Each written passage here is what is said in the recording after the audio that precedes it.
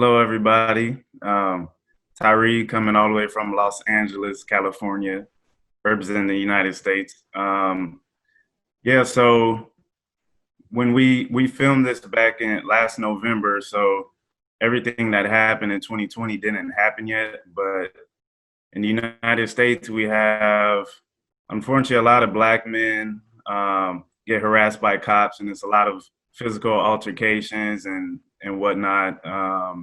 For my character in particular, I had my own personal experience with being pulled over by a cop for there was a robbery in the neighborhood, and my car fit the description. So I had my own personal experience that I could apply to my character. So fortunately, it didn't go the way it did for my character in the movie. You know, I'm still here alive and blessed, but I was able to draw from that experience and recall, you know, the feelings I felt when that happened, because it very easily could have went the same way it went for my character as it has in real life with, you know, a number of victims, you know, Philando Castile, um, you know, George Floyd most recently in the news. So it's unfortunate, but what I loved about our film is that we kind of deal with the trauma aspect, and we focus on how do your loved ones deal with the aftermath of losing a loved one to, you know, being wrongfully accused. Great, great. That was because watching it, it felt very like it felt like okay, did they film this before or after the protest because of how timely it was? So that's very good to know, especially for the fact that you brought in your personal experience that informed the character. So thank you for that. And then next, I want to ask Kasim about your role. Can you tell us a bit about it, the challenges, how it was like filming for it, preparing for it? Definitely. Hi, everyone. My name is Kasim. I'm calling from Portugal right now. But yeah, this is, based on my experience, this was my second time working with Jason. And like the first time was already really great. I really appreciated it because he gave me this character that I've always kind of, as an African guy, I was born in Africa before moving to Europe. So it was kind of Shaka Zulu is kind of really famous in Africa, a bit less in Europe and other places. But yeah, he's a big character. So that was my first character, and then for the second movie, well, we kind of created this relationship with Jason. He as a director, he trusts me, and I trust him as an actor. So he just he gives me the script, and then I just learn the lines, and I get into character, do my whole work, and then he just kind of directs me like, okay, maybe shave your hair. I think the hardest part for this role was actually shaving my beard because I usually always keep my beard, and for this film I had to shave everything, and that also helped me out getting into character because, as you notice, so this character is just a villager, but there's the hardest thing was to kind of make it appear as if this person is not dead or alive, and he's kind of like a ghost, and he knows this deep kind of truth that he's teaching to the new generation. So that was a very interesting role. I'm willing to work with Jason again, and I can't wait for it. So Okay, great. That's really good to know. It's really interesting that you bring out that tidbit. And I want to move to Amanda. I want to ask about your experience like filming this movie and also about the story. Were you familiar with the story before or it was like a revelation to you? Okay. Hi guys, I'm Amanda. I play Miss Santas, and I've been playing Miss Santas in these two short films. So in the first one is about King Shaka, and then this one is about the Benin Kingdom, the second one. And I have to say that I didn't know that much about it before. So doing this role also opened up a bit about like more about African history. So I thought it was really interesting for me to actually know more about it. And it's also really, really great to work with Jason, who's such a good director, and he gives a lot of direction. And I have to say about my character, a bit of a challenge was that at the beginning in the first one, Miss Antaz is a very kind and understanding teacher. But in the second one, she really wants the students to finally engage in the class. So she's not kind and understanding anymore. She just becomes this tough teacher. So the challenge was to make this teacher very tough, but at the same time also keep a bit of the kindness that she had in the first short film as well. Okay, that's thank you for that. That's really interesting to know. And I want to move to Cecilia and ask you about your movie, about the short movie, playing that role. How was it like for you to portray? Like, was it difficult? Was it easy? Was it just like a breeze in the park? Like, how was your experience like filming this? Hi everybody. So Ikra was I've worked with Martino, the director, before. So he pretty much knows what we can deliver, and we were trying to, at that stage, deliver some type of a field situation. So we all know how to do that, but again, I think they did touch upon it in terms of location, getting the scene in a believable manner. Guys, can you hear me? So it was a great experience, and it kind of helped as well to almost all of the that were on that day. So it kind of helped as well when we were talking about it in the first about nervousness and being able to come and deliver your roles. It helps definitely have that you've worked with before as well. So yeah, it was a great. Okay, thank you so much for that. And then now I want to talk to Benjamin, and I want to find out, how was it like for you, your experience? Was it easy? Was it difficult? Did you have fun? Like, I just want to know, like, what was the inspiration behind like your character? Cool. First of all, hello everyone, and thank you for having me. I really appreciate this opportunity. The experience for me was definitely not easy.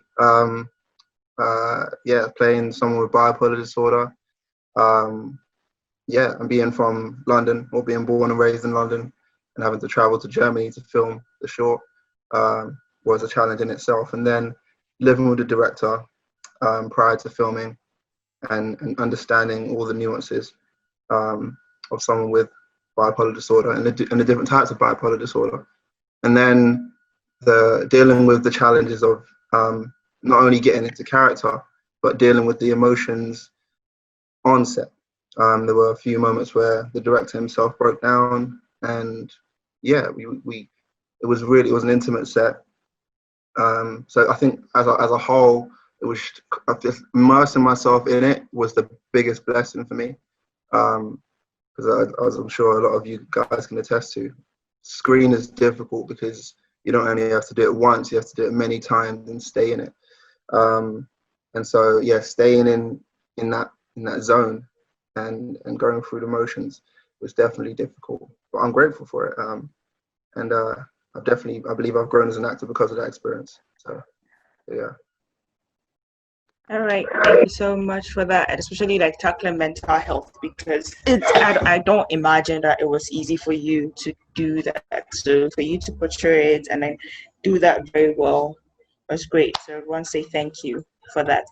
And before for me, I just want to know, how much of your personal life or personal experiences did you put into any of the roles that you did? Was it like, okay, you did research into what this role asked, or it was just like, okay, this is my personal experience, so I'm I'm taking from my personal experience, putting it into this role that I'm about to play? So any of you can start, and let's just get this conversation going.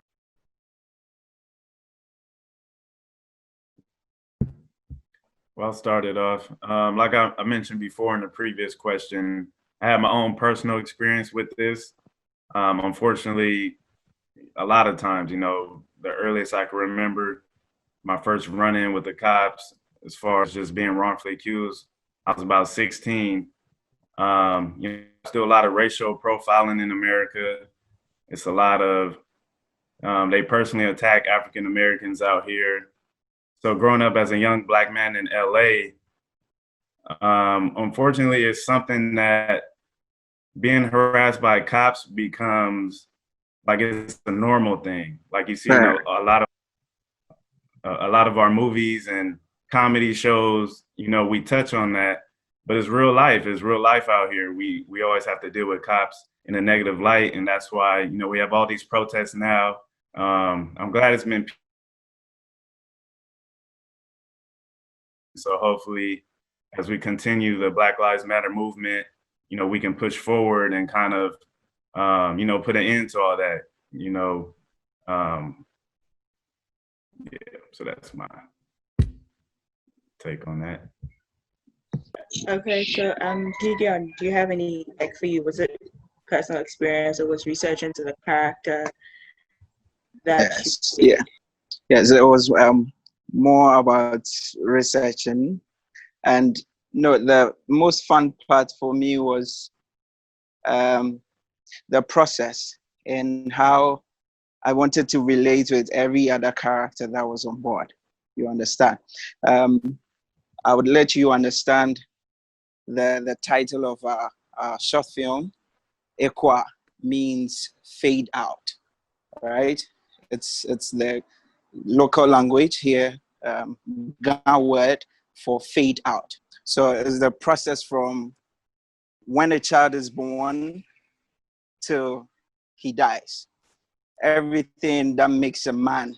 You understand? So it gave me that opportunity as an artist to take on my life as and put it there into people's eyes that this could be the end of a man if he goes through this certain path, all right, or this certain way, and how each other character was what's it called? How each other character was connecting with me being that character was a beautiful side of the story, and that made me want to actually be there, try to live that kind of moment because it doesn't always happen, and there's one benefit or gift that acting can give to anybody. It gives you the opportunity to be whatever you want. So at that moment, whatever it gifted me, it was like I needed to be that person. I needed to know how living this kind of life is going to be. What is it going to be? The implication on this other person, this older person, this younger person, in all spheres of life. So that's how it went. So it was more about the process, the living the character throughout the entire filming. Okay, right. Thank you very much. And then Kasim, I want to ask how personal was the story for you? How what was like your heavy reliance for the role? Research, personal experience for it? It was a mix of both, to be honest, because you know, as everyone is kind of talking about it right now, not just everything that's happening in the U.S., but I think the movement started in the U.S. and it's going worldwide.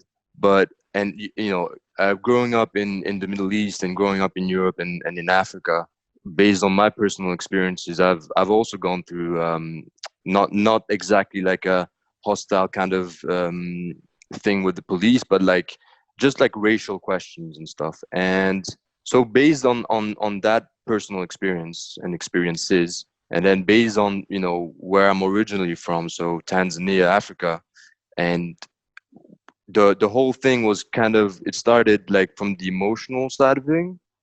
So, you know, because in it's about slavery, it's about, you know, 200 years ago, it's about war and colonization, but those questions are still kind of active today with the movement that's going on today. And I believe like I don't know if it's true, but I believe that there's not a lot of black folk or young colored people who know a lot of about the history of Africa. And so working with Jason, you know, the first film, that kind of opened up my mind, and I started researching way more, not about just like, you know, like specific countries, but just like Africa in general, and trying to understand like what would a colored person feel? How would they feel differently 200 years ago if they got attacked and they didn't have the technology to defend themselves, and then comparing that to today. So it was really kind of like, yeah, emotional and kind of programming. So I did a lot of research online just to even just to get the, I changed my accent a little bit, but I didn't want to overdo it because it's quite hard to do a Nigerian kind of accent, and I'm from East Africa, so it's very difficult for us. But I still kind of tried it. And then the character, well, I made some choices there because, as I mentioned before, this character is not really dead. He's not really alive. There's been a war. A lot of people have died, but so he's kind of like a mysterious character. So I was really happy because I kind of nailed it. I when I looked for feedback, people were kept on asking me, but I don't understand your character. Was he dead? Was he real? Was it just a dream? And that was exactly what I was kind of portraying, and without actually too much of like focusing on the racial thing, or like focusing on the colonization and stuff. I just wanted to be like some sort of like a ghost, like a ghost from the past, but who could very, very well be alive today. So yeah, it was very deep and very, very interesting, very nice. Yeah. Thank you for that, and touching on like especially like speaking with accent and how we all have like our own quibbles about that. And so Benjamin, I just want to know mental health. What was the research? Have you like was it personal for you? Because as I said, like mental health is such that especially being blacks, we most often don't talk about it as much as we think we do. So I just want to know about your experience with it. Like how was it like acting it out? Who did you speak to about everything? Yeah, I mean, I think the bulk of my research came from living with the director. So the inspiration for the story, Home, came from the director's experience with his father, finding out after his father passed away that his dad actually dealt with bipolar disorder. And another experience he had with living with a friend, a female friend, and that female friend being in a relationship with a man with bipolar disorder. So I guess the story of Home is mostly based on that friendship. And yeah, and I think in spending a good amount of time with the director, Joseph Akrasi, and going through just loads of information, like speaking to him and reading some of the conversations that he shared, private conversations. Myself personally, I haven't dealt with mental, well then again, it's kind of difficult to say because I think we've all dealt with stress and anxiety. But I don't think I've dealt with like mental health in any extreme way. But I think it was important for me to be able to look at how I have dealt with difficulties, dealing with my own personal life, dealing with like emotions, dealing with stressful situations, and see how I can see common ground between myself and, you know what I mean, the character I was playing, Sammy. Because in the end of the day, like my emotions are my own, and in order for me to be able to play something, there has to be some sort of understanding of what someone's going through. That's how I saw it. So taking all that research and all that time that was spent looking into stories of people that have dealt with bipolar disorder, and yeah, immersing myself in that space, and also synthesizing how I can relate to dealing with stressful situations and uncontrollable emotions. I was able to eventually, I think, produce something of something that could be related to, or someone that's gone through bipolar disorder can watch this film and be like, I can see where the process of thought that was taking place in the Sammy character. But it's I think learning, like when you're studying something, it's like it's an ongoing process. It was definitely a difficult role, but it was really insightful, and I learned a lot in the process. Okay, thank you so much for your thoughts about that. And now I just want to know about being in the film industry, being in the film business. What are the challenges you face as an actor? Because like the film industry keeps on changing. Like we always go through, there are different phases that the film industry has gone through. So at this point, or at this stage, what has been like certain challenges that you face? What have been the highlights or the lowlights of your experience? Amanda, I want to. Well, so I definitely think some of the challenges and some of the changes that are happening is that at the beginning, like I came here like two years ago, and I'd have to say at the beginning there was a bit more in-person auditions. So you would apply, and then afterwards they would ask you to come and actually do the audition. So you'd have all this preparation at home, and then go to the audition, and then be nervous like right before you go inside, and then you only have one shot, and then you just have to see how it goes. But I feel like in the film industry now is becoming more and more about self-tapes. And initially, I did not like them. I preferred going to an in-person audition. But actually, like doing them quite a lot and understanding how these self-tapes work, then they do have their advantages because you can actually redo it. The challenge, though, is to not redo it 1,000 times and actually be happy with one of the takes, or else you just get stuck redoing and redoing. And so I think definitely one of the things that have changed is just being able as an actor to do self-tape auditions. So just like definitely learning the lines before you do the audition, and just maybe think about the character before you start doing the audition, so that you don't, yeah, as I said, like have to redo it 1,000 times. So definitely think that's a change. Thank you for that, and that's quite insightful. And I want to find out, Gideon, what has been your challenges in the film industry in terms of auditioning, getting roles, and all that?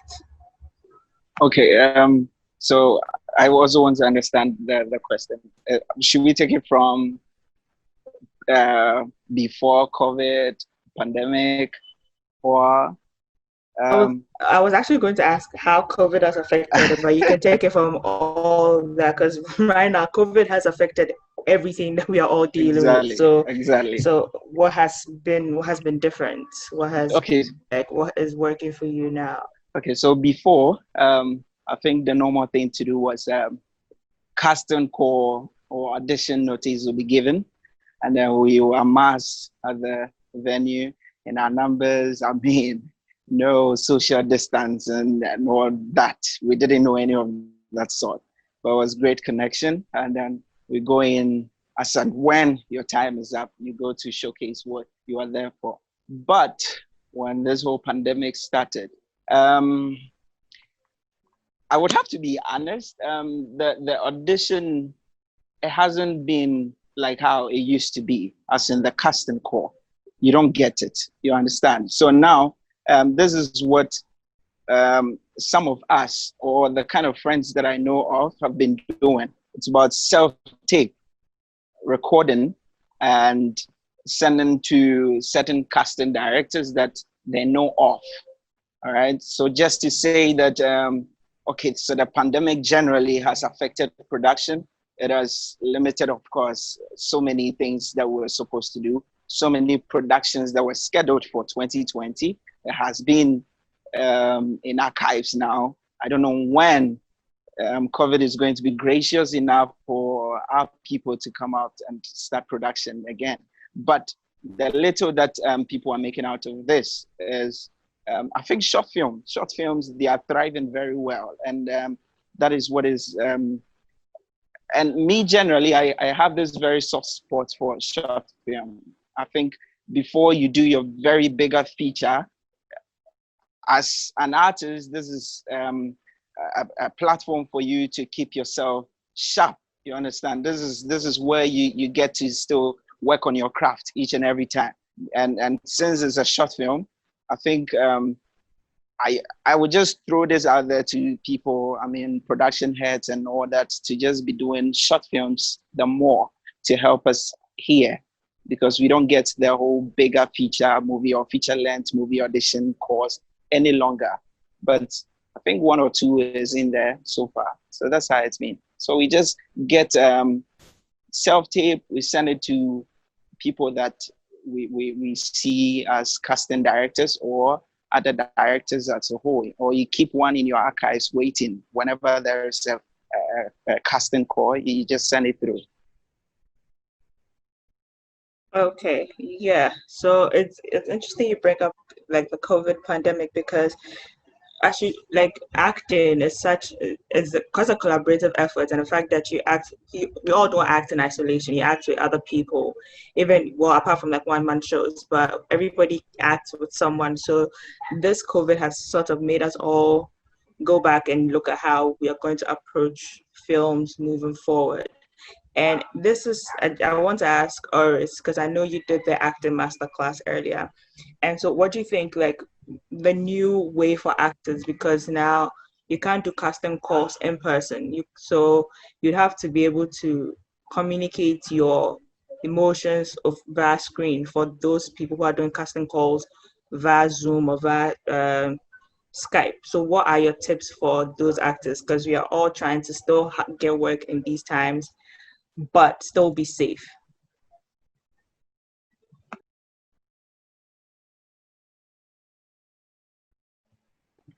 Iris, I wanted you to answer this question.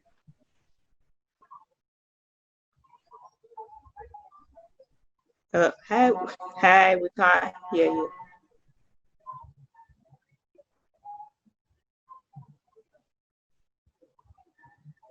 Hello? I think he has a bit of a challenge with his microphone. Yeah, I think so too. Can you hear me? Yes, we can hear you now. Yeah. Can everyone else hear me? Well, okay. Yeah, we can hear you. Interesting. So this takes me back to 9/11. Before that was I remember, was it when Iraq invaded Kuwait or one of those, and I just kind of watched this whole scenario. And another one was I remember when we were doing the curse ones. The curse one was the Ebola pandemic, and I remember everyone screaming, "Do not go to Ghana. How can your agent let you go out there? This is ridiculous." And I just remember shaking my head going, man, you know what? Me being an African, born in England, spending maybe 25, 26 years of my life in America, I was like, man, I'm not gonna listen to this. But it was real this time with the pandemic thing, with these with the COVID. So I've been very fortunate that prior to the production, I had other stuff that was already out there. So I was actually caught short going to the festivals. So I was coming out of Switzerland, and all of a sudden, I was out in where I'm at now, Norway, where I've been for the last 6 months. So I came to Norway by default. I was supposed to be here for 4 days. My wife, at that time, my 5-month-old son, who is now 9 months, pretty much walking. And during that time, I was getting a lot of self-tapes, a lot of deals, like offers and stuff to do. And it was like, okay, we're ready to go. And all of a sudden, sorry, ready to go, sorry. So, so what is happening now? And I could share this with everyone. I don't know how many of you are into sports, how many of you are aware of all the Premier League ladies. If you're into football, if your boyfriends or your dad's into football, you can see the football players, which are the highest paid specimen on the planet Earth. They are being quarantined. So they're playing. Kasim, you understand this, right? You're seeing that. I can see you shaking your head. Yeah, definitely. You get it, right? So you got all these top football players, tennis players, everyone being quarantined and respecting the laws and rules and regulations that are going with it. So films, my fellow actors and actresses, producers and directors are going to follow the same pattern. The difference is times to shoot these films will be very short, we are going to have to be quarantined. When you have one of the top race car driver in the world going for his Grand Prix, and they warning him, if you go out to party, we would arrest you. You're going to come here, you're going to drive your car, you're going to win the race, and if you win, we'll give you the award and you get out. So we now, as actors, have to follow in suit with that same pattern. We have to be responsible. The world is watching us. We need to be responsible more than ever. As actors, directors, we are working in a medium where we are doing different roles, we're playing different characters. We're literally, me and Kasim could play footballers tomorrow. So we have the opportunity to, as directors, to direct, to produce different mediums, but it comes with a tag price, responsibility. So when you get on set, they would have to quarantine you for maybe a week, maybe a few days. And I'm telling you what's going on real live right now. This is I'm living it. You will be quarantined for a good week, 2 weeks. You'll be checked. And if you're good to go, thank goodness that we have great DPs. And I actually saw a lot of future DPs and cameramen in this festival and their short films. I could see the way they were shooting already. It's like, wow, these guys are ahead of it. Where you can actually shoot a scene with me and Kasim right now, and it looks like we're both standing literally face to face with each other. So it's going to be multi-camera shooting. It's, those soap operas we laughed at with all those 15 multi-cameras left and right are going to come out now. This is where we as actors, producers, and directors are going to have to work. At the same time, follow the rules. So we just have to adapt. We just have to change. I've seen this. I'm so blessed. At my age, I've seen this, man, where we couldn't fly, and it was like, okay.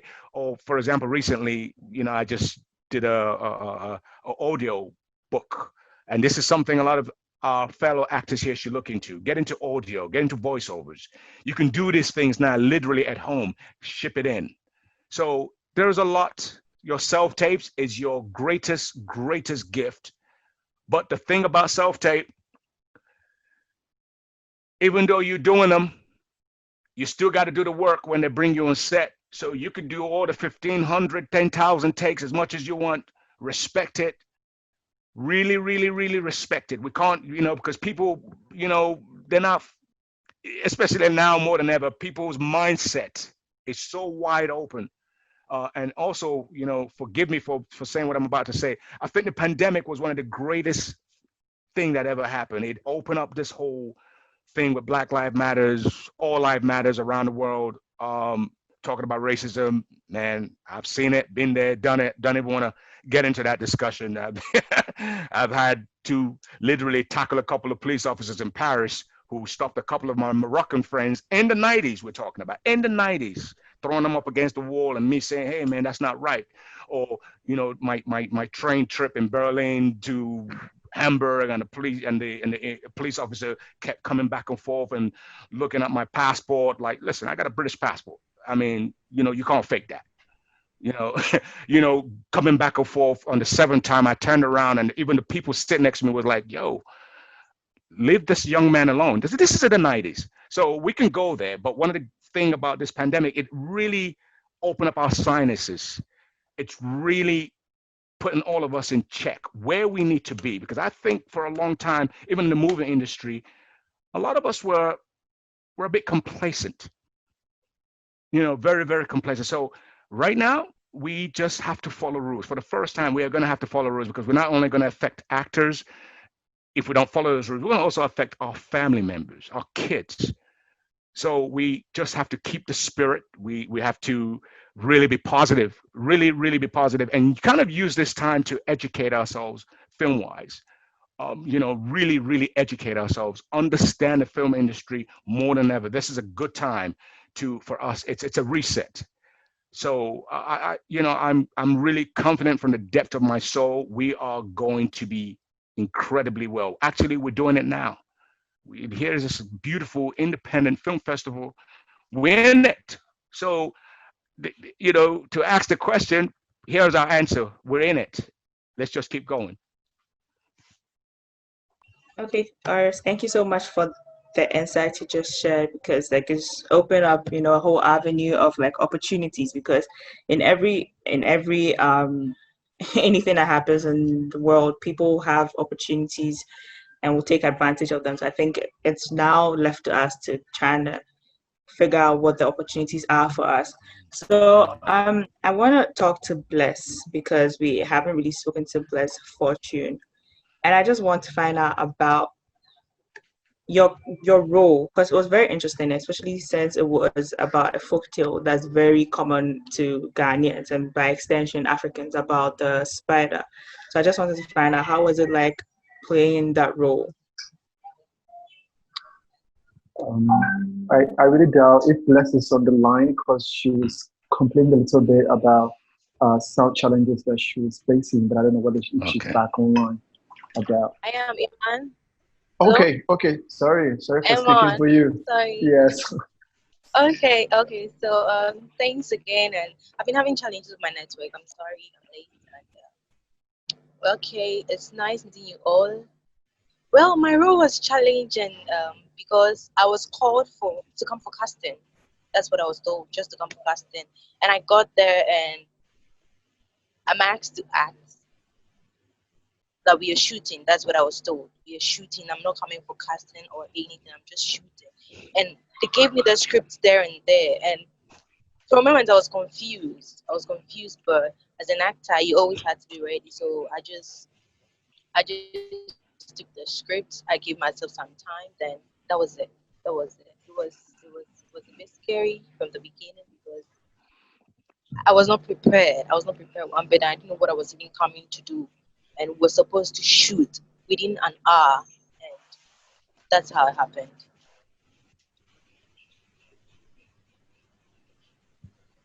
Hey, Bless, thank you so much for that. And for me, it's interesting.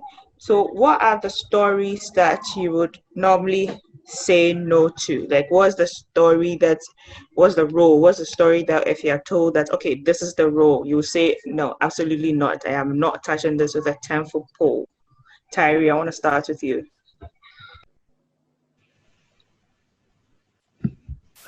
That's an interesting question. For me, it would be kind of anything that I guess demasculates the Black man. I feel like in Hollywood, there's a stereotype on Black men. In order to make it, you need to wear a wig or a dress. So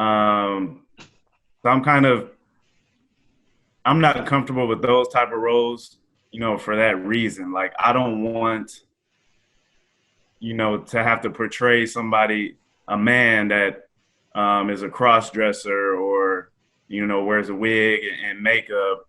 And then that is my big role, and that breaks me through Hollywood.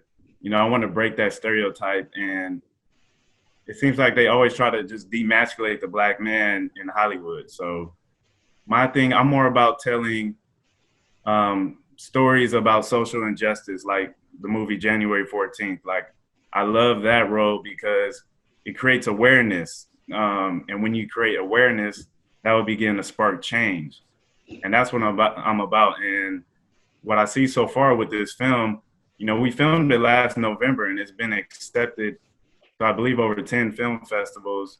I mean, honestly, I can't keep up, but, you know, I'm very thankful to Accra, you guys, for selecting us. We're the only short film from the United States out of 4,000 submissions. So to me, that's incredible for, you know, our film to have that impact in other countries and for you guys to see it and be able to relate to it. You know, that shows something powerful. So I love storytelling with stories that live forever. You know, rather than do 100 films, I'm comfortable doing 5 films that last through the end of time. You know, I'm about quality and not quantity. Yeah, but to answer your question, you know, some of the basically anything that demasculates the African American man, I would have to say no to, for that reason that I just said. Okay. Thank you very much. That's interesting that you bring it up because I realized that it's also been like a very big conversation when it comes to movies across about how like men, women, especially Black men and Black women are portrayed, especially like being fit into stereotypes. So that's a very interesting point you bring up. So Amanda, I want to ask you, what's a role you would never not touch? I think more than a role, I would really look at the script. So I want to make sure that the story that is being told is interesting, and that it's also maybe something that people can learn from. So like, if I notice that there's anything in the role that is like sexist or racist, then I don't want to play that. So I just want to make sure that the story to start off is a good story, because I would like the viewers then like maybe learn something, or to maybe like feel something, but I just don't want to do anything that I do not agree with personally. So I think like for me it's just like checking the story that I think is okay.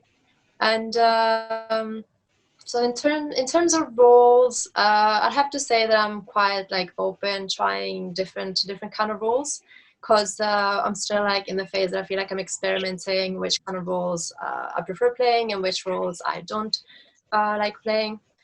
So it's just, for me, it just comes down to the story itself. Okay, thank you so much for that. And so, Benjamin, I want to ask you too about the characters, a role, story. What's one story that, no matter what money is being offered, is just like a no-no for you? You're just not going to do that. Difficult question. The question reminds me of, I was at a film festival. There's a team or group called Your Cinema out here in London, and every now and then they have a panel. And I think there was one time where they had a few illustrious British actors. I think Daniel Kaluuya was also on the panel, and someone asked him the same question. I think it's online as well. He said he doesn't like lamp rolls. I was like, what do you mean by lamp rolls? And he ended up saying, well, every room needs a lamp. And he's like, I don't want to just be a lamp in a room.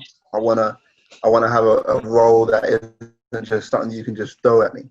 And I think, yeah, to answer your question, I don't want to just jump onto anything because there's money attached to it, or because it's like, oh, just cast him because we need a Black guy that's tall. Yeah, I think being from the African diaspora, I think storytelling it's part of our culture, and I think there's something really powerful.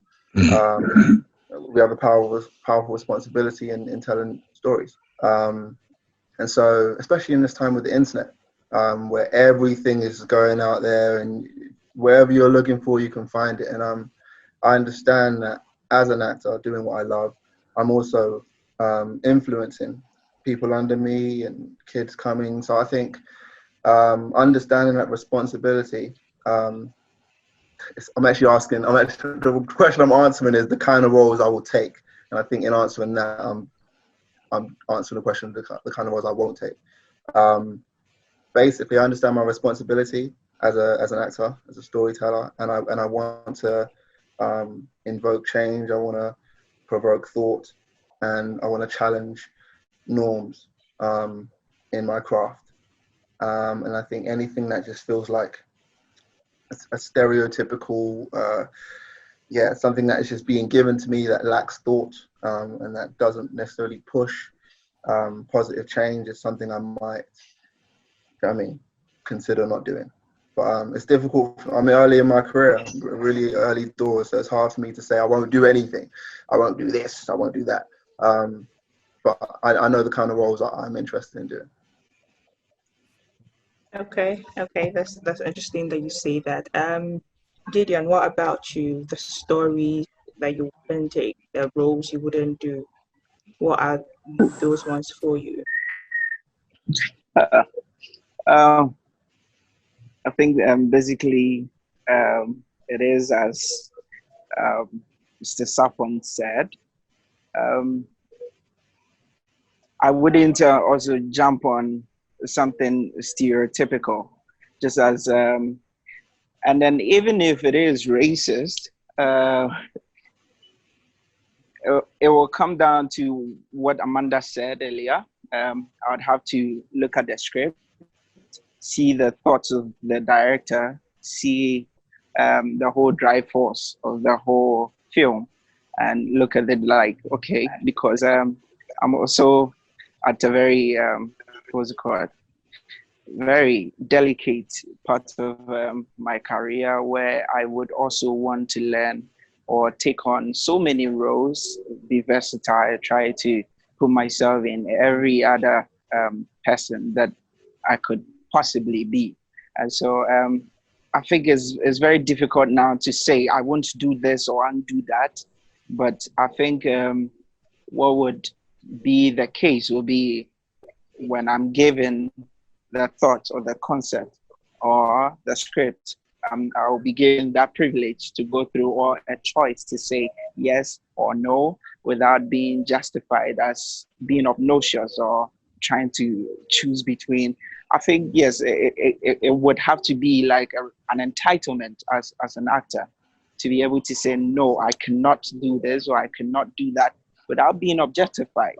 Do you understand? That is mainly our problem over here. I don't know about any other part, but if you're a young actor coming up, and then life gives you this benefit that you're supposed to know that, okay, please, director, I'm very honored that you called me up to try out this role, but please, I might have to pass. The minute you say that, you become some sort of an enemy or a blacklist to the director, to his future projects and all that. And it is very, very heartbreaking in this part of our world. But other than that, I think it would have been a wonderful thing to do. So it will come back to the case as in, I'd have to just know or get the script and know that this goes with what I believe as an actor. And so to have the waiver of saying yes or no to that, that would be very good. So I hope that answers your question. Yeah, I would like to add a little thing to what Gideon just said. I think about 2 or 3 years back, I had started the acting career not long ago, and there was this friend, director, that I went to audition, and we became friends apparently. Then I think he wanted to cast me for a different project, which I did not audition for. So he sent me the script, and he wanted me to play some kind of gay role. And I've actually told myself, I've told myself that I'm never going to attempt any gay role. It's not like I don't necessarily like it, but I think I am just not comfortable with that. And I wouldn't want to do something that I am not comfortable, because the camera will show that I'm not into what I'm doing. So in order not to do well, I would prefer not to do it at all. And up to today, the man still has me in his black books, unfortunately. So I just wanted to add a little bit. And it's actually something that you might think you can just play around down here, but it's really critical. Okay, Evans, thank you for your insights into that. So I want to ask Cecilia, so what are the roles? Because sometimes you watch certain movies and you see the storyline and then you go like, gosh, how could anybody say like yes to it? And also because of what Gideon said about not wanting to end up in anybody's black books, because once again, especially if you're in Africa, we are in this part of the world where we are all trying to build connections and collaborations. So I think it's kind of like a dicey divide. So Cecilia, I want to ask you, what are like the stories you wouldn't do, the roles you wouldn't touch? Again, for fear of not being blacklisted, I guess we keep a very open mind on all of the scripts that do come through. One of what I've been offered a few times, which I was just like, I'm not too, is just the whole quite sexualized roles. Because I know in Ghana is new, so they're looking for actresses or to kind of like come across that way. And culturally, I feel like it's a bit risque right now, coming from our parts. Not saying that I wouldn't ever do it. It would have to be done in a very artistic way, that is not just, you taking off your clothes. Because, Hollywood has mastered it, and a lot of the A class, as you'd call it, or the A-listers actresses have done it. And so I wouldn't say I would never do it, but right now I feel like we haven't mastered the craft of actually putting it out there to look nice, or to look decent enough. So those are the kind of roles that I would probably stay away from now until we master those, master how we're portraying ourselves as well. So those are the kind of ones that I would stay from. But as I said, and as we've all said, I don't really want to kind of like look like, obnoxious and turn down roles. There are great roles out there. There are great scripts out there, great writers, great editors as well, and there's some great stories. So I really, what I'm attracted to right now is roles that challenge me, roles that take me out of my comfort zone. I don't want to be typecasted as the pretty, loud black girl or something like that, which happen a lot as well in the UK. You kind of like tend to be kind of like trapped in the whole loud black girl role. But I want something that pushes a bit more, something that actually, let me shake head, let me do it. I'm looking for those kind of roles rather. So yeah, I'm open, but it has to be done very artistically, and it doesn't, and then I'll be happy with that. Okay, thank you so much for your answer. And I want to ask Kasim too about the stories that you wouldn't do, about like the stories, the characters, the roles that you wouldn't. Sure thing. I think everyone kind of mentioned it. As you start your career, you can't really say no to certain things. You kind of have to accept whatever's coming. But at the same time, I mean, I really enjoy. I'm a big fan of Denzel Washington, and he said it like about his career. He said like when he was beginning and he wasn't making a lot of money, and so he was in a tough position because he had to depend on his family, and it wasn't a nice picture. But he said one thing that was really important. He said, as an actor, you need to take yourself seriously. You're a professional. And he refused roles from the beginning. There was this one role that were ready to give him $300,000, and he needed the money bad. He really needed the money, but he refused that role because, if I remember correctly, it was something kind of racist. It was back in the 80s. It was something about being a black man in America, but like he had to do some stuff that he wasn't okay with. And he said, "No, I'm not doing this role. I'm sorry." And what happened is, a few months down the road, he got another offer, and that got so much success that he got over, I don't know, I think it was something between 500 or $1 million. So, but again, I'm not really wanting to focus on the money. So for me, I was typecast in UK, in London, really fast. I guess it's just you can't really choose what type of. I mean, you start your classes, your acting classes. Your teacher will tell you like, okay, what actor do you want to be like, and what type of things do you think you can do. And so from there, some actors are very lucky to be able to do anything and everything. But like I would say more than 50% of actors that we watch today still are typecast at some point, and they keep on doing because they found what they enjoy playing, and what also they found that stability between making money, but they also enjoy playing this sort of roles, like the bad guys, or constantly playing the cop, or like for me, for example, I'm typecast as the military or police. But I was really blessed because in London I was still getting a lot more opportunities outside of my scope, and I believe that's the best way to grow. Just the best way to. I think someone else mentioned it. Kind of get out of your comfort zone and just learn more, go deeper. Because as an actor, if you're not doing something that you enjoy, if you're not doing something deep, is it really worth it? But yeah, that's my take on it. Okay, that's interesting. Like across border.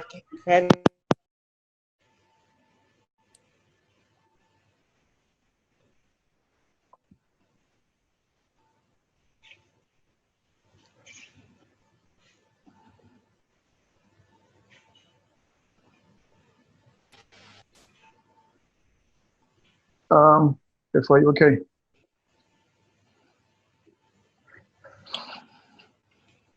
If are you okay?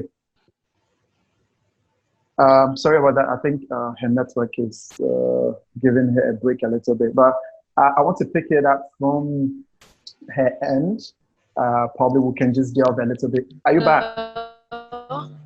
Yeah, You're back. Okay, yeah. great. All right. Okay. Yeah. Sorry. So my network is really, really bad. Okay. Roles that I wouldn't pick are roles that will keep me in my comfort zone. Actually, I wouldn't do anything that will make me comfortable because as an actor, I should be. I should get roles that will challenge me.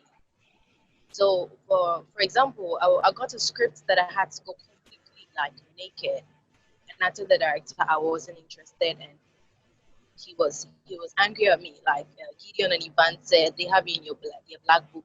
They think you're being picky, or they think you're being arrogant or proud. And I made references to the young girl when she was 40 days a slave or so. She went naked. She was actually naked, but because her nakedness was telling a story, was impacting life in a positive way, nobody remembers that. Like nobody remembers that. So I wouldn't do anything that would not actually send a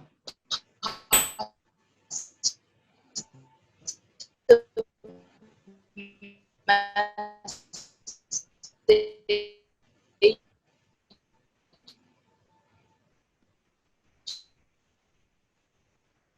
because pastors, we are like religious leaders to impact life. The world wants to say, oh, you attack proud, you attack arrogant. So to me, it boils down to the story as well, and the fact that it would take me out of my comfort zone.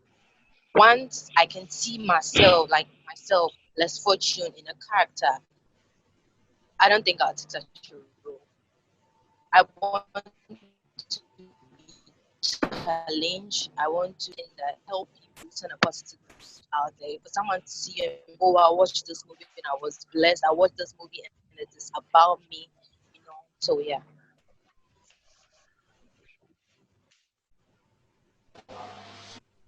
Okay. Is for back? I think she just sent me a message that her network is messing up a little bit. But as we wait for her, I would like us to tap on this issue. There's this popular saying in Ghana where some people believe that acting until it begins giving you those money, you should have a side hustle. Is it a full-time career, or we are actually supposed to treat this as an option until we get to the point where we think this acting can feed us and feed our family, then we will pick it up as a full-time job. Anybody here talking, pick it up.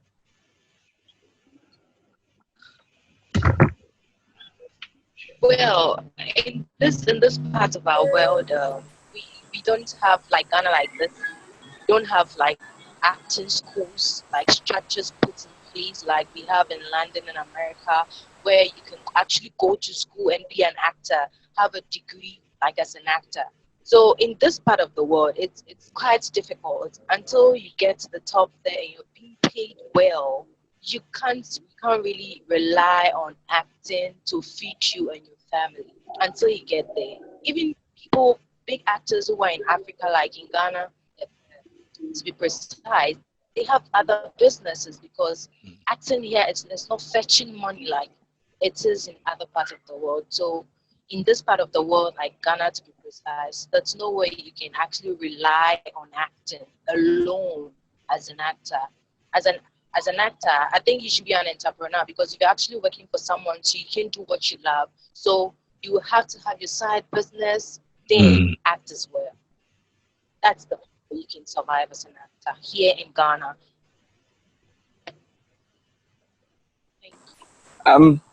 Hello. I think I would also want to learn from Oris how your beginning was in respect to this question. Yes, I think. Okay, Gideon. I just want to.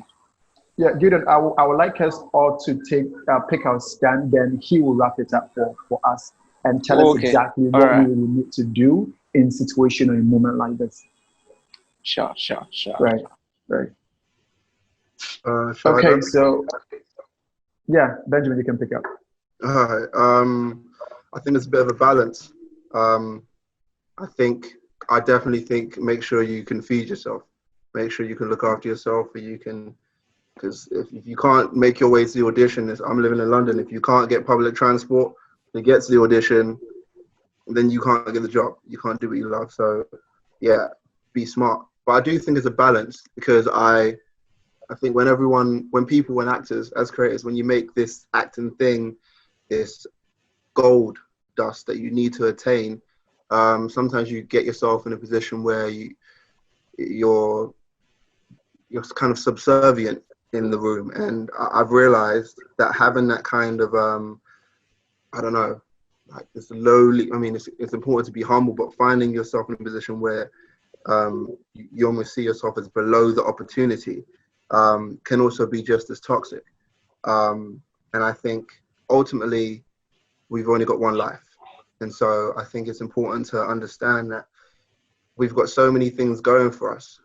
We aren't just actors. We are fathers, brothers, sisters. You know what I'm saying? We're so much more. And I think as an actor, I've learned that the more skills you have, if you learn how to, I don't know, ride horses, if you know how to, I don't know, fix things, if you're a carpenter, all of these skills you can bring into your acting.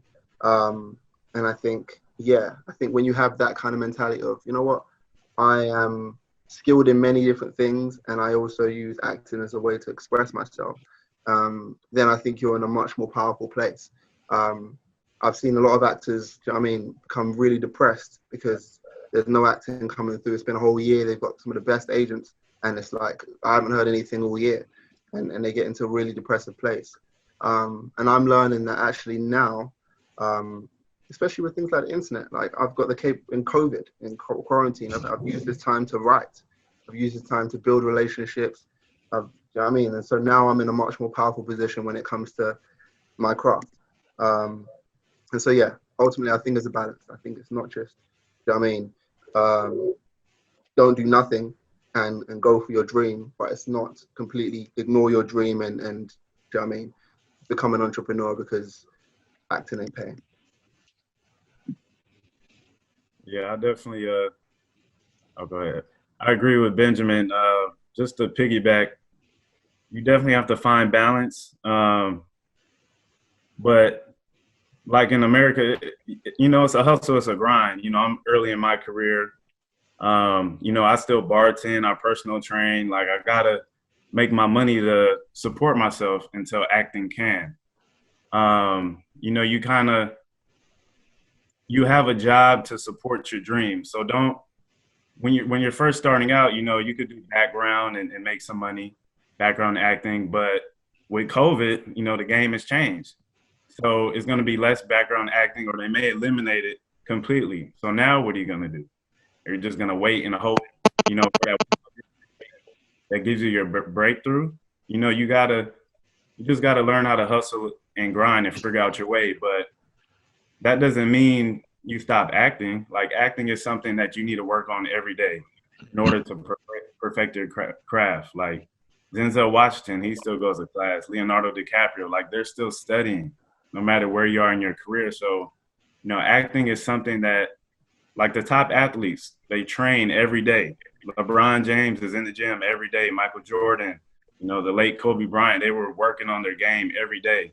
Now, you didn't see it. You know, you didn't see them in the gym at 4 a.m, but when you see them come to play and win those championships, they all go back to that was the reason why. Mm-hmm. So it's more so what you do when people aren't looking that shows. That's right. Than opposed the opposite way. So, yeah, you know, in America, what I know actors do, they find a job that's flexible, like that kind of works with your schedule to where you can leave and go to an audition last minute, or things where you can make your own schedule.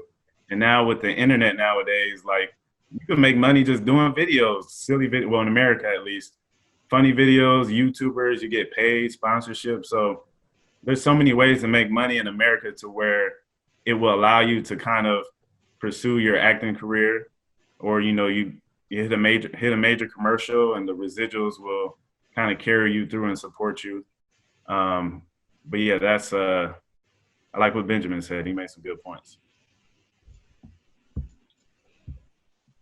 If I may continue on what Benjamin said and what Tyree said, I completely agree with Benjamin, because I was actually I started my career in London before traveling. And what happened is, yeah, I mean, for those that don't know, like transport in London itself is really expensive. If I'm not mistaken, it's around, I think, just under 200 pounds, which is like something like, I think, $250 a month. It's huge. It's huge. That's just transport. And so I remember I was struggling. I was struggling a lot, and I was sleeping about 4 hours a day, and I would work 8 hours, and then I would still find a way to go to classes and do castings, send emails for castings, for future castings, etc. Then learn my lines and etc. And after 6 months, what happened is, I mean, to be truthful, I literally lived it. Is I started getting white hair, and one day I just couldn't wake up from my bed. My body was telling me, like, I know you love acting, but you're killing yourself right now. And so I definitely agree with what you guys said. And what's really interesting, and this is very deep, because I'm a very honest person, so I'm just gonna share it. But for years, it took me 10 years to actually take the first step, like really believe in myself enough, and just take the leap of faith. And that was because, like, most people around me, whether family or friends, didn't really understand the movie industry the way I did, and they didn't really even like believe in the dream. For them, that was just a dream, and that's it. You're allowed to dream about it, but don't pursue it.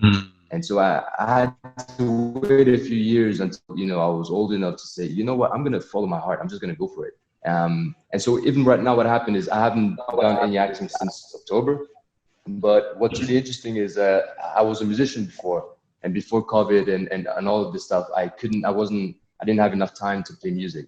So what happened during the pandemic and not acting in Portugal, because there are not a lot of opportunities, I bought myself a guitar and started singing again. And there's a link. I don't know if there are other musicians in this discussion, but like for me, I can really feel there's a connection between music. It's you can't separate those two. When you play music, you're kind of acting. You're telling a story, and you have to act a story. Otherwise, people won't listen. They won't feel the message. And it's kind of really connected to acting, like acting in a movie and stuff. So I believe in the end, it's all about never giving up. If you believe in your dream and you can see it here, it doesn't matter what other people or even the challenges of life. We spoke about the pandemic and how hard how you can easily struggle in London, but like you can have downs, but you always just keep your objective. So I'm definitely gonna get back. I'm taking like a year off because I think someone else mentioned this, but like to become an actor, you need to live a lot more so that you can tell a lot more stories in a different way and really get into different characters. If you haven't lived an amazing life, if you haven't lived different, lifestyles, I believe it's kind of difficult to really character. Something some time to really experience and experiment with life before getting back into acting. But yeah, that's my thoughts.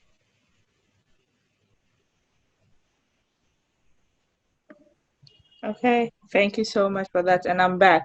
My network was messing up with me, but I'm back. And so, Amanda, we've spoken about acting as a full-time job or as a side hustle. For me, and also this conversation is also interesting because we are entering into an era where everybody is trying their hands at different things, because it's not just acting or it's not just directing, but doing directing and making another thing pay you, especially when you haven't got to a point where you're getting, say, 10 million, 15 million for one role. So it's just about diversification. I think right now a lot more people are diversifying their outlook. So I think that that's very interesting. So Amanda, I want to ask you, what do you think about that? So I think that it really does help to diversify your sources of income, because when you act for example, like short films or independent feature films, when you are at the beginning of the career, you can't really rely only on that source of income. And so it really helps to take the pressure off as an actor to have another source of income, because then you have the ability to act and to pursue this passion without having this major financial pressure. So it helps to have like a side gig or a side job. But also within the acting industry, if you want to like try to make more money, then it does help a lot to do, for example, commercial work or also corporate work, because they usually do pay more. So if one is to really do acting, it is very, very important to just be able to be open to do also other stuff than just short films and independent feature films, taking therefore away the pressure off financially. Does that kind of answer the question? Yeah, it does. Because well, there's no straight line. Everybody, like, there are different paths to it. So I think every so far as you're not doing anything illegal, I think it's fine. Yeah, I mean, so far as it's legal and you can account for it, that's fine. Okay, so also on the line we have Yosra, right? And I just I know you've been listening to this conversation, and I just want to know your thoughts about it, because you are a director. How is it like for you directing actors? Like, what is the part that you find the most challenging? Which actors would come to any production or any audition knowing?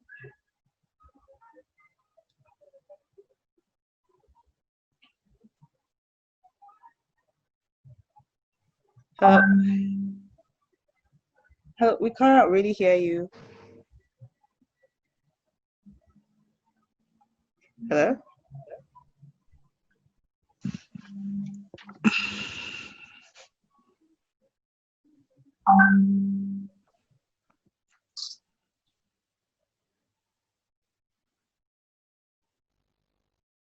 It seems like almost everyone's network is giving them problems. But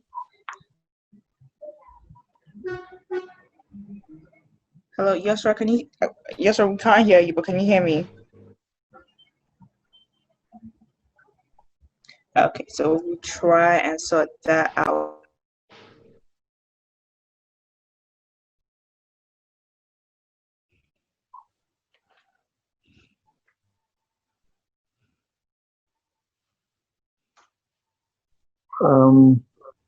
Sorry about that. Is your microphone on, Ifwa? Because I can't hear you either. Hello, can you guys hear me now? Yeah, I can sorry, hear you. Okay, so I just wanted to ask Cecilia about. I wanted to find out for you, acting, is it a full-time job or is it a side hustle as of this moment? As of the moment, it's a side at the moment, because you have to pay the bills. You know, it's all coming in, so you don't drown, and also keep the dream alive. You have to kind of like do something as well, so that you know that you'll survive. It's a tough world out there, but it also gives you the chance to, you know, explore all your other talents as well. I think creatives are very talented in almost every dimension. I don't think I've met any actor who can't do other stuff like sing, dance, or be very corporate, juggle some glasses up in the, you know, up in the air. So I think we are very creative people, and it works. You know, if I work in an office right now, so I know that if I get a role where I have to now, you know, translate this on screen, I would have that experience of you know, being able to get the audience to you know, identify with the character. So I think all of it, we have to pretty much keep it as you know, experience as well. So yes, I definitely you need a side hustle if you're not making it. If we're not always privileged to be earning major money on one, but starting off, I think definitely you need to have some kind of a side hustle.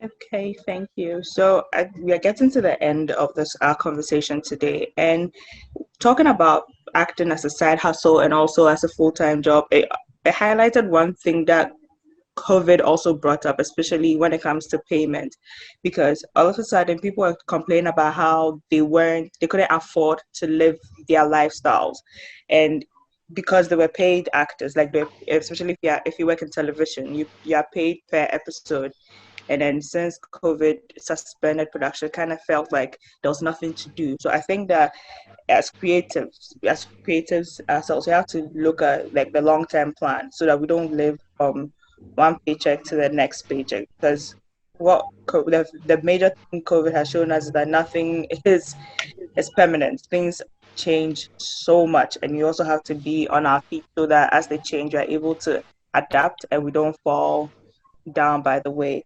So, Oris, I want to hand it over to you. Just your final words. What do you think the modern business moving into the new era? Just leave us with your final thoughts. Wow, thank you, Kasim, Benjamin, Tyree, Jamal, man, every one of you, Amanda. Someone's got Access. That's not your name, is it? Access. What's her real name? Can someone give me a real name? Okay, so Can you hear me? Aris, can you hear me? Yes. Can you hear me too? Okay, yes, she's the director of she's Jodra, the director of I've seen that she film. joined the conversation, wanted to drag her in the conversation, but I think the microphone is not working at fantastic. her end, so she couldn't. Yeah. Okay. But so yes. I just want to leave something with everyone. I am 52 and I've spent, being an African kid, I left home at the age of 16,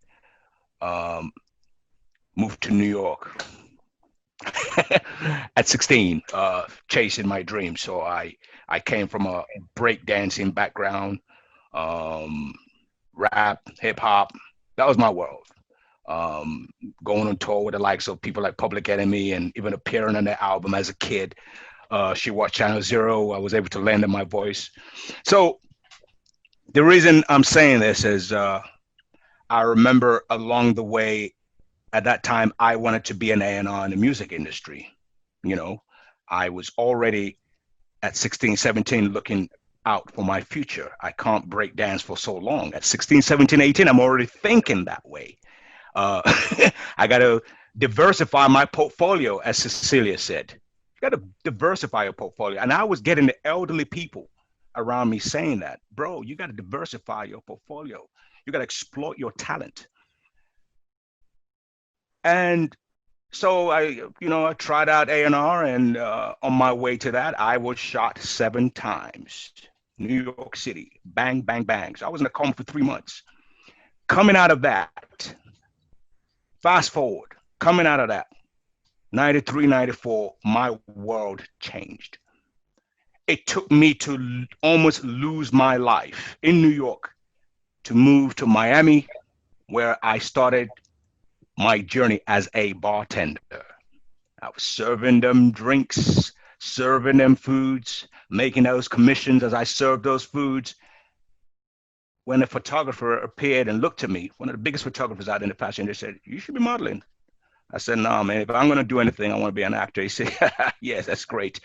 No doubt about it. You're going to make a good one." And I was like, "Oh, thanks for telling me." You know, as I'm serving you this wine and this wonderful blonde-haired woman, a model, wow, fantastic. Anyway, he eventually took me under his wings.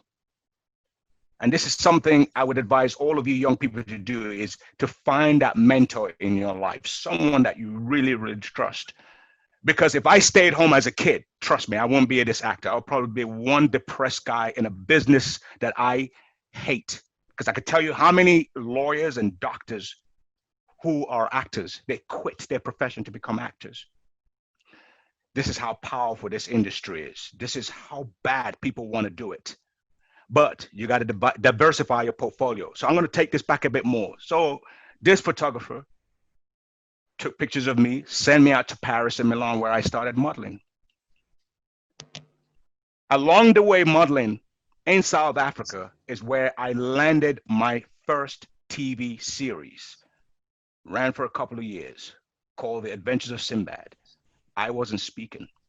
When I looked at the script, I was actually shocked and embarrassed that the only black character doesn't speak, is a mute. And he was supposed to die off the first pilot episode. So the casting director said to me, Oris, do you want to spend the rest of your life modeling?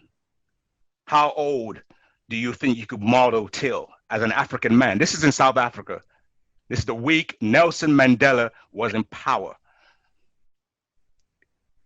So it was a very powerful, trivial time in my life. And I'm listening to this white, wonderful South African woman tell me, say, I've seen a lot of you blacks.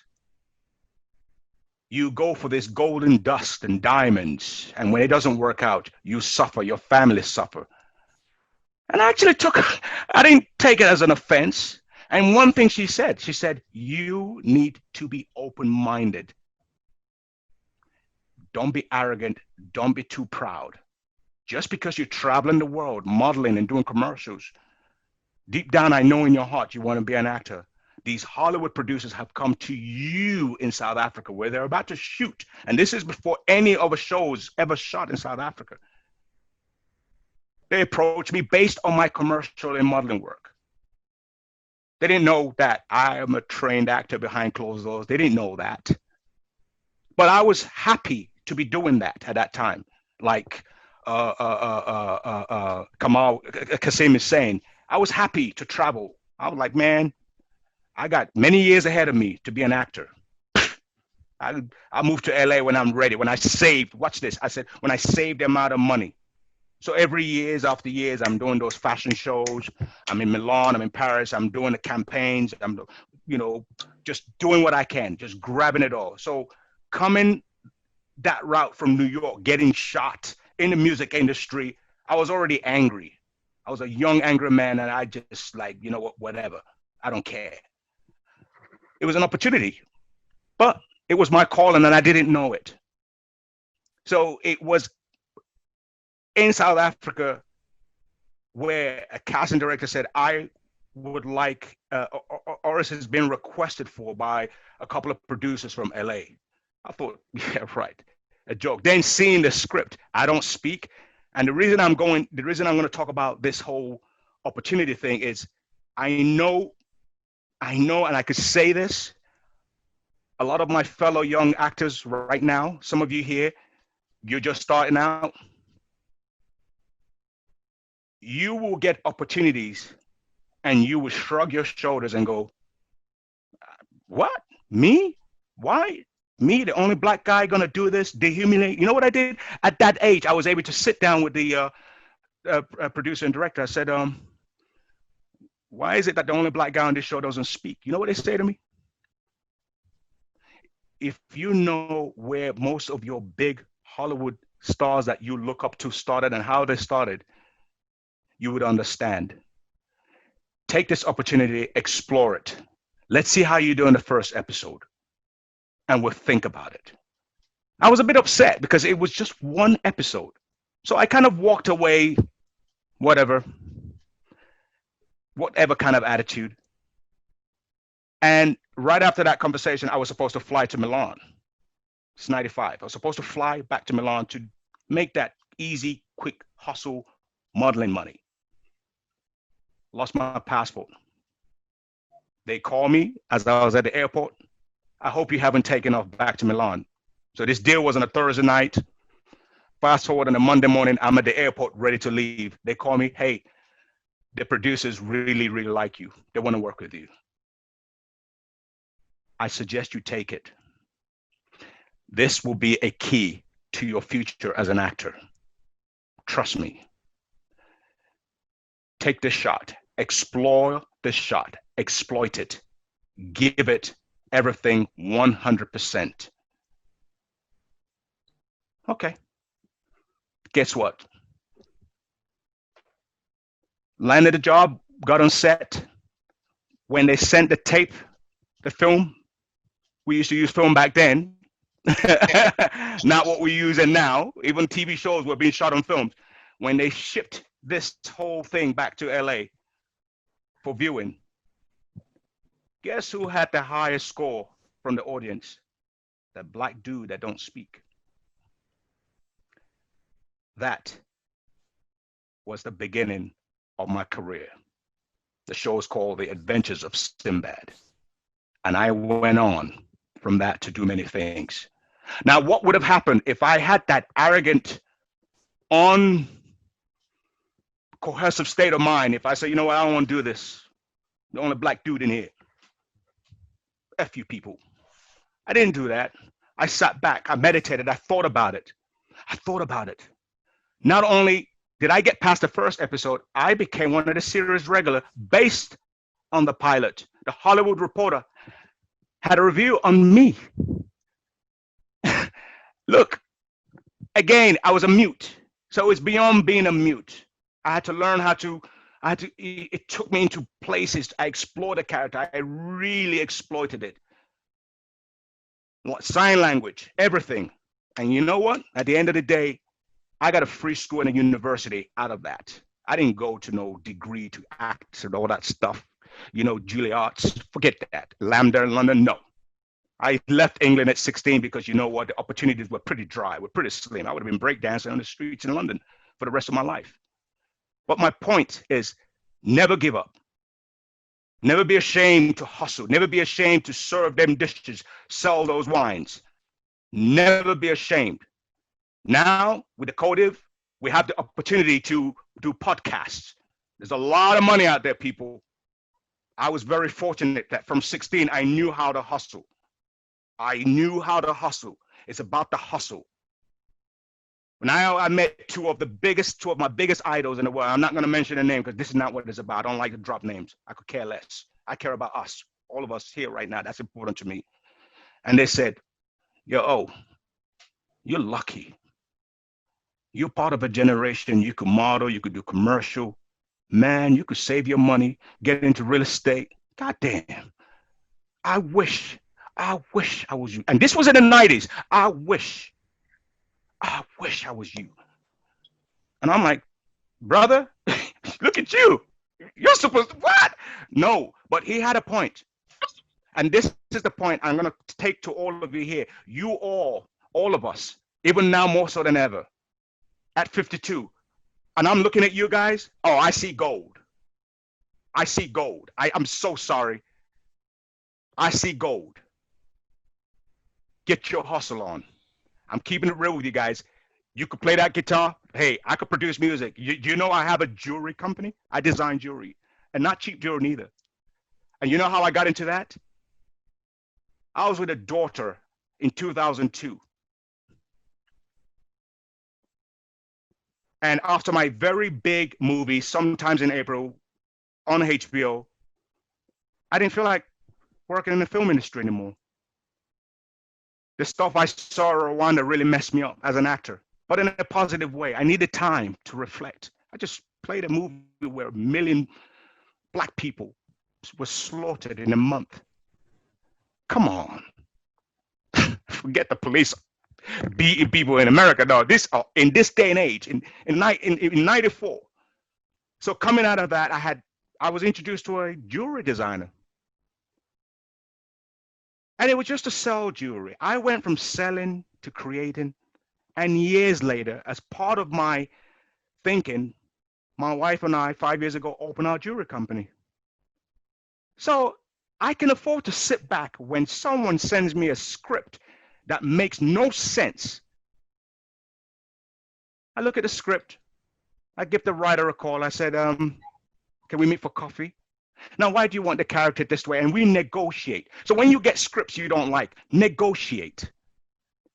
You don't have to be an Oscar winner to do that. Negotiate. Say, listen, I need to talk to you. So why is the character, explain to me. You want the character to wear this or do this, and you'll be surprised that out of that conversation, you're able to convert that writer, that director, even the casting director, based on the fact that you gave one of the greatest performers. So you got to make sure your performance is on point before you start making decisions, because that decisions could be what will take you to the Oscars if that's what you're into. Halle Berry did it, and let me tell you, damn it, she doesn't have to worry about a damn thing. So we need to think twice. You want to take care of your family? You want to pay your rent? What is it? You can't have it. Which comes first, the egg or the chicken? You can't have it any other way. You got to take care of your family. You want to protest? You know what? Shut it down. Let's go to the UN. We could talk about that. But to get to the UN, for anyone to hear any of us who are fighting right now for civil rights and all of this, we have to be incredibly good at what we do. Because nobody's going to listen to you unless you've cracked it at what you're doing. I can't have the nerve to come here and explain I couldn't do it, to give a masterclass, to have a book on acting coming out. I couldn't do it unless unless I have the experience. I couldn't do it. That would be a disrespect to you, me, my family, my son who just came in to give me a kiss. It would be a disrespect to him. I want him to grow and say, yep, my dad did this. I marched for the release of Mandela as a breakdancer. Years later, I'm in his country in '94, modeling, and I landed the biggest TV series at that time.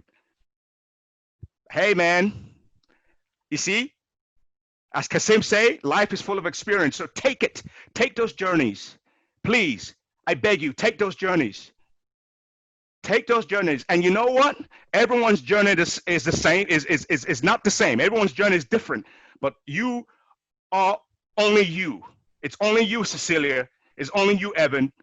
It's only you, Amanda. It's only you. You're the only one that can make something happen, something different that no one in the world could duplicate. Once you understand that, if they send a damn script to you, woman kissing a woman, man kissing a man, look at that script and go, who's shooting this script? Or you're going to shoot this script? What have you done? Oh, okay. Oh, wow. Oh, you won an Oscar. Okay, great. Fantastic. What have you done? And the question would be, who are you to ask me this question? I said, no. I have a fan. I have a family. I'm a brand. And guess what? I've done a film. One of my films coming out. You guys are going to be shocked. I wouldn't even explain, but the meetings, the endless meetings I went to take that role educated me and the director. And that film led me to another lead in the film. So at the end of the day, guys, you gotta think for yourself, your family, your friends, your community, and you gotta be responsible. Responsible means you take the role. When you are on that hot seat and being questioned, make sure you know what you're talking about. Make sure you stand your ground. Don't let yourself down by looking like you're just one of those people that take anything that comes along. No, if you take it, be responsible for it, is all I'm saying. Thank you, guys. I'm sorry, I digressed a little bit, but you know what? It would be of disservice to me and friends and people that know me if I walked off this platform and didn't lay it out for you guys. It wasn't, the way most people would do things, but Africa is my continent, is my community. And for those of my actors and directors and people in Ghana and Nigeria, it's time for you to protest on a whole nother level for the arts. You people deserve to get paid for your work. You deserve to be getting those residuals like and a lot of us are getting out there. You deserve that, because that is what's going to help you even improve your side hustle. That's what is going to help you get those businesses on the side so you can have a clear vision to even, for a matter of fact, shoot your own short films and take it to the nearest film festival and get recognized for it if it needs be. But I am praying that all these politicians in Ghana, in Nigeria, all this, they need to start respecting the arts in those countries, because I do feel bad sitting here knowing how hard I've worked in the Western world. And if many of us in the Western world, even though I'm Nigerian, we hear this about what's going on in Ghana, Nigeria with our fellow actors and actresses and our directors. It's kind of embarrassing, because those Those two countries have money. You could dig gold off the floor and oil off the floor. How come you can't pay the actors? How come you don't have a union protecting the actors? Are you kidding me? This is how I feel. So it's time. Time's up. Go get them. We could protest. Let's go get them. I'm sorry, guys. Thank you so much for having me. Sorry for the rant. But I can't have it anymore. I can't take it anymore. Thank you, guys. Thank you so much. Thank you so much. It's getting darker here. If are you there? Yes, I'm here. Okay. It's a lot.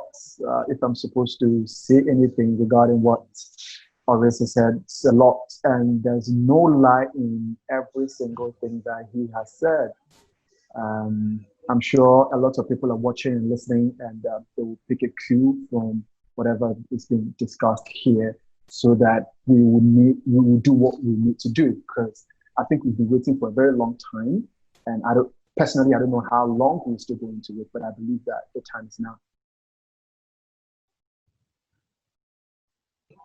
It's true. What you say is true, especially because actually, I keep on saying everywhere for the past, so I think since March, that different stories deserve to be heard.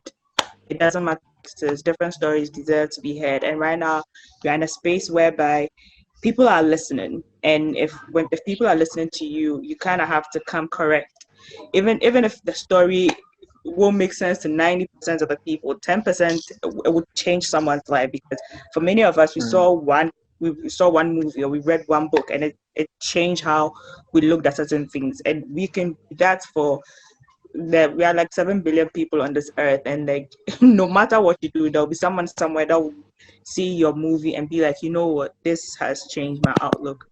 So I think that's what we have to do now as creatives, whether you're African American, whether you're African, no matter where we find ourselves, we have to find a way to put our stories out there so people see that there's so much that we don't say, and now is the time where we are saying these stories. So I just want to say thank you to all of you for having this discussion, because it's been very illuminating. Watching your movies have also been like the highlight of my day so far, because I try to watch the movies every day, and also because I'm working on something, so it's been very informative, because now you see the kind of creative outputs that people are putting there. Even for me, it's also interesting because most of the time it's stories that you never think about that you watch, and you're like, why didn't we think of this to do, and why didn't we think of that to do? And now we are doing it, and we always have to make sure that we always promote ourselves, collaborate with ourselves. I'm just really grateful for all of you for coming here. I just want to say thank you and good luck to all of you. So Evans.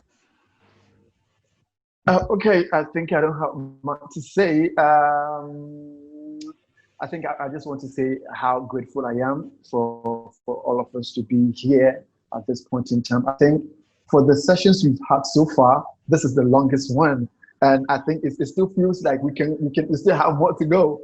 But it's actually getting darker here, and I mean for us to have a proper wrap, I would just want to have just like 30 seconds from each and every one and what they want to say, so that we can just finish all of this. Because I know we've consumed a lot, especially with what Oris just gave it to us. And I think there are some of us that will want to voice up something so that there will be some kind of release. So I'm just giving everybody 30 seconds. Let's just say something so that we can close for the day. Well, first I want to thank you guys, Accra, for this wonderful platform and opportunity. Bringing our film all the way around the world, essentially, into Africa and different countries. And I want to congratulate all the actors in here on your films and making this film festival, and much success to everybody in their career. Oris, I want to thank you for that. You called it a rant, but I took a lot from it. You gave us a lot of advice and information as young actors that we need to hear. You kind of provided mentorship in a sense, and about, in that 20 minutes or so, you were telling us about your experiences. So I want to thank you for you know, sharing that with us. That was big.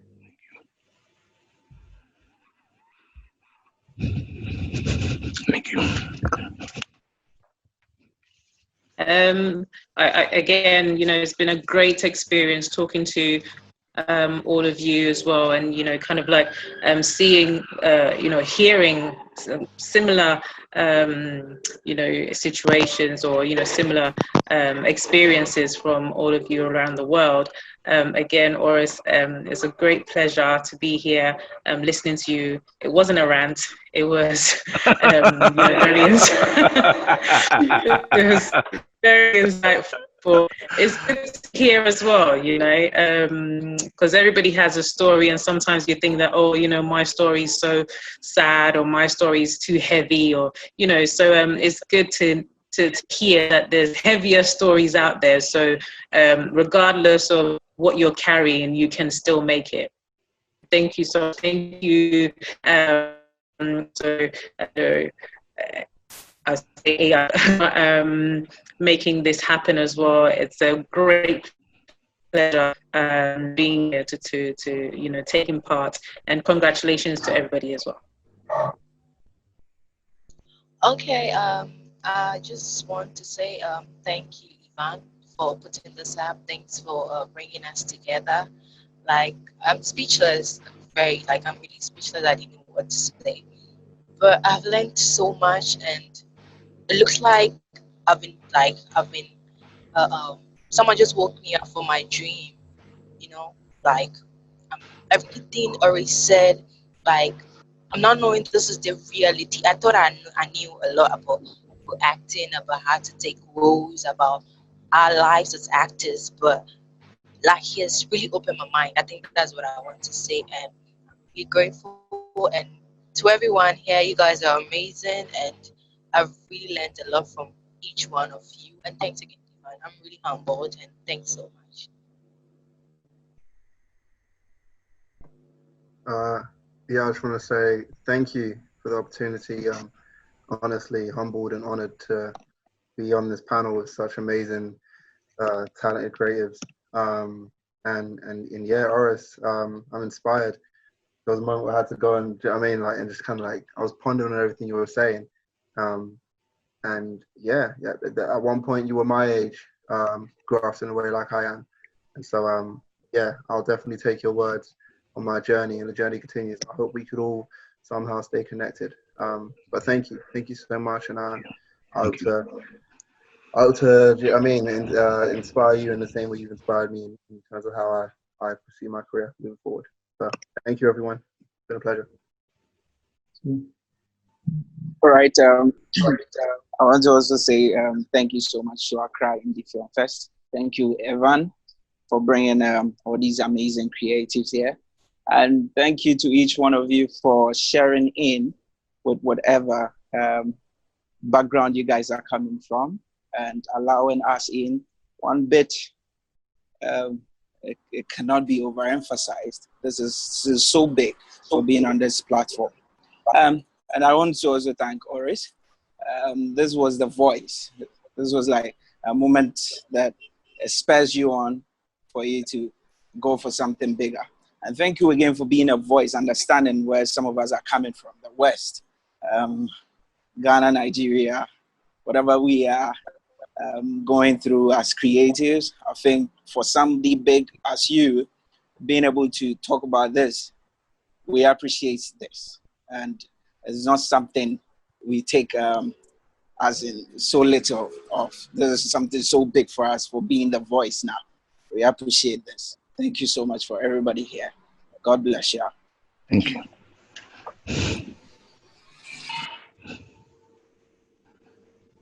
Well, thank you so much for the invitation, and thank you so much for selecting question number 1, the next assignment. It has been really interesting to hear all the different stories and all the different backgrounds and all of the different experiences. And I think this has added quite a lot of positivity during this COVID time, to be able to connect to other artists and to just feel like we're still doing what we love doing. So thank you so much for organizing this this great event, and wish you luck to all of the other actors and everyone out there. Thank you. you. I would like to thank everyone really for this opportunity. First of all, again, thank you for selecting our film. Honestly, I'm still feeling goosebumps and I'm fired up. I'm a bit confused. I'm still going through everything that just happened right now. So I just really I would just like to say thank you just to everyone for sharing their stories, and big thank you to Aris for just telling us your story with your own words and giving us all of that experience that we can take upon and build upon with our own talents, and in this new era that's starting.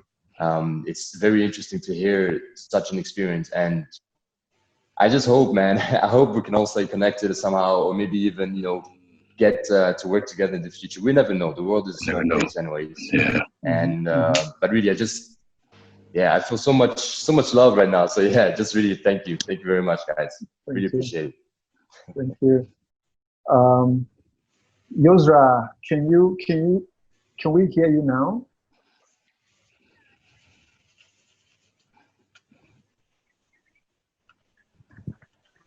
I think I can hear you from a very far end.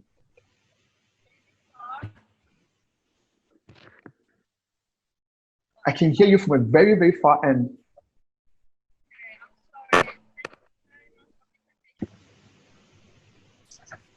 Okay, it's quite unfortunate, but I hope that we get you here finally on Sunday. And I want to use this opportunity to thank each and every one for being part of the festival. This is actually our second edition, and we really wanted to go big. Unfortunately, coronavirus came through, so we had to go online. But I think it has actually been the biggest so far, fortunately, again. And I want to say thank you. We have our final and closing ceremony and award ceremony as well on Sunday. So I would like to invite each and everyone to be part of that closing ceremony so we can wrap all this wonderful moments officially and say thank to everyone finally on Sunday. And we just wrap up the festival kind of beautifully with some small spectacle. So we'll be happy to have all of you here again on Sunday, the same time, 4 p.m. And I want to say thank you and have a wonderful day. Thank you, Peter. Good night. Thank you, guys. Thank you, guys. Bye.